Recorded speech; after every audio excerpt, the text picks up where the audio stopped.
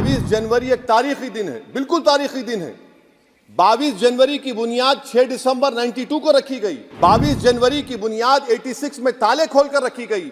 आज मुल्क के 17 करोड़ मुसलमान भारत के वजीर आजम पर एतमाद भरोसा नहीं करते, बिल्कुल नहीं करते। बता रहा हूं, खुल के कह रहा हूं। मैं जिम्मेदारी के साथ कह रहा हूं कि भारत के प्रधानमंत्री और उनकी सरकार भारत के मुसलमानों से उनकी शनाख्त को छीनना चाहते हैं।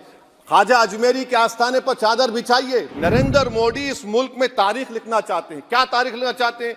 कि मैंने इस देश को, गांधी अंबेडकर के देश को मैंने हिंदू राष्ट्र बना दिया। हमारे देश के प्रधानमंत्री सर, वतन अजीज के वजीर आजम, मैं बड़ी जिम्मेदारी के साथ कह रहा हूं कि मैं अपने बचपने में जब हिस्ट्री पढ़ता था तो मैंने एक स्टैचू की फोटो देखी थी, प्रीस्ट किंग ऑफ मोहनजोदारो। ऐसा लगता है कि वैसा ही लग रहा है कि प्रधानमंत्री नहीं है बल्कि पुजारी सम्राट बन चुके हैं वो।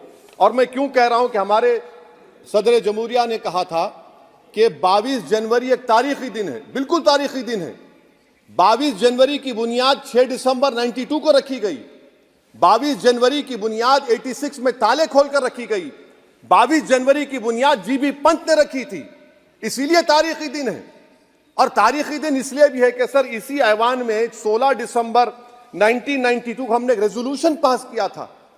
आप बताइए कि आज इस मुल्क में चाहे कोई सेकुलर पार्टी का हो या जो भी हो, वाले सब सेकुलर है, बुरा मैं हूं, किसी में हिम्मत नहीं है कि 6 दिसंबर की बात की जाए। और वो तारीखी दिन इसलिए भी है सर, इंसाफ करने वालों में एक एनसीएलटी के चेयरमैन, एक गवर्नर और एक नामजदशुदा रुकने पार्लियामेंट बैठे हुए थे। अब आप बताइए मेरे पास बचा क्या है? बचा यह है कि आर्टिकल 32 बचा है जिसको बाबा साहब अम्बेडकर ने दिया। आज मुल्क के 17 करोड़ मुसलमान भारत के वजीर आजम पर एतमाद भरोसा नहीं करते, बिल्कुल नहीं करते। बता रहा हूं, खुल के कह रहा हूं। अगर आप आर्टिकल 32 का ड्यू प्रोसेस ही खत्म कर देंगे तो फिर मेरे पास क्या बचेगा सर? क्या बचेगा? मैं तो यहां खड़े होकर वो सुप्रीम कोर्ट के मायानाज बेबाक वकील दुष्यंत दवे की तरह तो नहीं कह सकता। मुझे आज भी रूल ऑफ लॉ में भरोसा है, मुझे आज भी कानून पर, संविधान पर भरोसा है, मगर ड्यू प्रोसेस तो फॉलो होना चाहिए। ड्यू प्रोसेस फॉलो नहीं हो रहा। एक तारीखी दिन 22 जनवरी था, एक तारीखी दिन 31 जनवरी था। सर रात के अंधेरे में अपील किए बगैर आप आरे लेकर रास्ता खोल देते हैं। क्या पैगाम दे रहे हैं सर? 600 साल की मेहरौली की मस्जिद को बगैर को नोटिस दिए आपने डिमोलिश कर दिया। मैं जिम्मेदारी के साथ कह रहा हूं कि भारत के प्रधानमंत्री और उनकी सरकार भारत के मुसलमानों से उनकी शनाख्त को छीनना चाहते हैं। ख्वाजा अजमेरी के आस्थाने पर चादर बिछाइए, मगर आप जो चादर मुझसे छीनना चाह रहे हैं, मेरी मस्जिद है, आप हर मस्जिद को छीनना चाहते हैं। आप बताइए 17 करोड़ मुसलमानों को क्या पैगाम दे रहे हैं आप कि आप हर मस्जिद को छीन लेंगे मुझसे? फिर मेरा वजूद किस माने रखता है? मेरा शनाख्त क्या माने रखता है? रूल ऑफ लॉ क्या माने? अच्छा, 1991 के प्लेसेस ऑफ वर्शिप एक्ट पर क्यों नहीं बोलते आप लोग? आप उस पर कायम है ही नहीं है।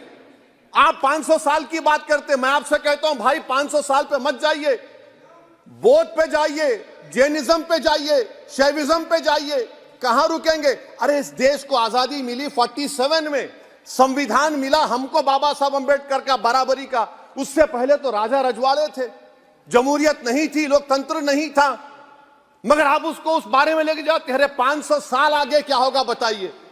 आप किसी एक सिविलाइजेशन, सर अंग्रेजी में किसी ने कहा था, civilisation can not be rewritten by hatred, history can not be corrected by demolition. आप ये नहीं कर सकते। और मैं उम्मीद करता हूं कि जब मौर्रिख तारीख लिखेगा, नरेंद्र मोदी इस मुल्क में तारीख लिखना चाहते हैं। क्या तारीख लिखना चाहते हैं? कि मैंने इस देश को, गांधी अंबेडकर के देश को मैंने हिंदू राष्ट्र बना दिया।